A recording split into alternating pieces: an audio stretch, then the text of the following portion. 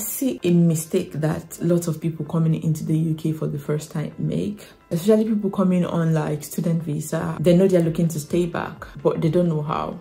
So they just come, they come with a dependent and they just start to do anything. They get into this hustle spirit. I know bills need to be paid, right? The bills are mind-blowing, I know. So it's okay to want to pay your bills. You take up that warehouse job, you take up that security job, you take up that retail job, you take up those menial jobs. It's good. Lots of people are making lots of money from it, trust me guys. I've done that at some point. Yeah, so it's all right to do that. There are people who do that. It's all right to do that. But where the problem is when you get tied up in that circle and you don't even know where to live. Yeah, you don't know where to live because you're scared. If I leave, where am I going to get money? Where am I going to get the next money, the money for the next rent? Where am I going to get a job that will pay me this much? You get, where am I going to get a job that the people will be this used to me? So that's where it becomes dicey. Do you know that there are people that come into this country and the very first job they got was so good that they don't have to do anything else? So if I'm coming into the country again with what I know now in 2024 or in 2025, I'm going to work smart. What do I mean by working smart? So even though bills need to be paid, instead of going to bury myself in those menial jobs, like especially factory warehouses, that I cannot use the experience for anything, or getting stuck in customer service job that you know from the very beginning that they can't give you a certificate of sponsorship and you plan to switch to a certificate of a company that can sponsor you in the long run. Why not start your journey early? So when you come in, apply, choose to apply, volunteer for like the NHS, for example, organization, volunteer.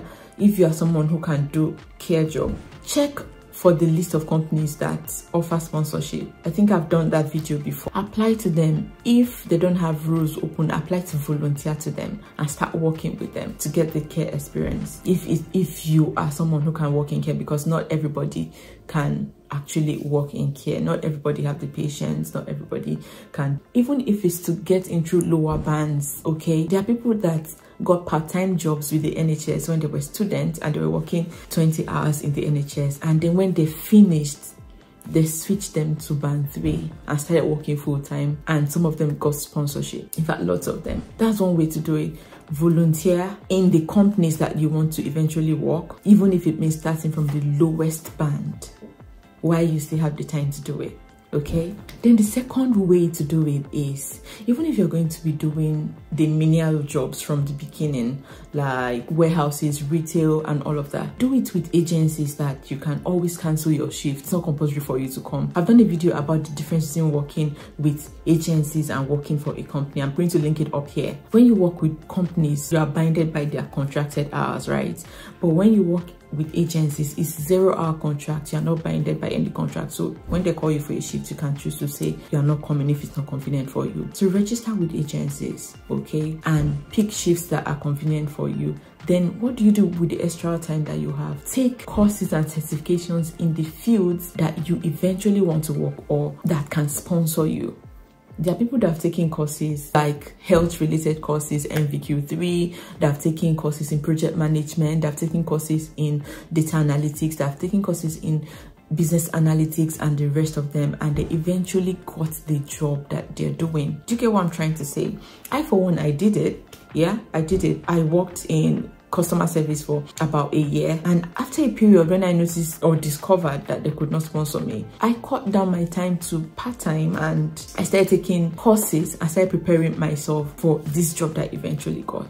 But lots of people, they can't do that, but because they think, okay, if I stop or if I pause or if I reduce my hours, I'm going to lose all of the money I'm making now. But in the long run, it's worth it, because if you don't do it, the earlier you do it, the better. Because if you don't do it, towards the end, your blood pressure is going to be increasing when you start thinking of all of the what ifs. What should I do? What can I do? And it's not worth it, okay? Cut down your hours if you can. Register with agencies and have the flexibility of picking your shifts, and then use the extra time to take certifications and prepare for the job that you eventually want, okay? That's another way to do it. If you are just coming to the UK, just consider this video as my gift to you. Even if you've been in the UK and you are on a post-study visa and you're looking to secure a very good job or a job that gives you visa sponsorship, this is my advice to you, because I see a lot of people come into our DMs to ask questions. So this is one way you can do it. All right, so have you found value from this video? Do well to drop your comments. I want to hear your thoughts about what you think about this. Like this video, share with as many people that are in that place, are just coming or are on post-study visa and are thinking, what's next? What do I need to do next? All right, thank you so much for watching. You can click the link up here to watch this video I made about differences between working with agencies and working in a company. Okay, thank you. Until I come your way again, I remain Comfort Gideon. Bye bye.